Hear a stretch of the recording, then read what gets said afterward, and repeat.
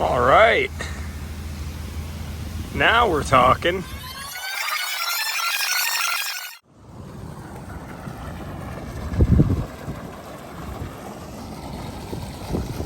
This has to be fixed immediately. And fixed it shall get. There's all that mess it made. Now, what I believe happened here is the landscaping company is out here to redo all of the plant material in front of the arena here. And when they were removing all of the turf here, I'm willing to bet that they drove a bobcat over this. And right where this line comes out and around, they probably drove it right over that pipe. And you could see how it broke right there.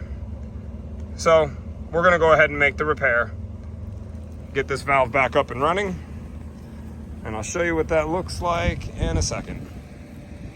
The valve is working great. It's just that we have a few problems with some of the heads, like there's a nice little river going on right there because something is broken uphill. That head's leaking a little bit. That head's leaking, it's got a tiny leak there. And there's some more broken stuff around the corner.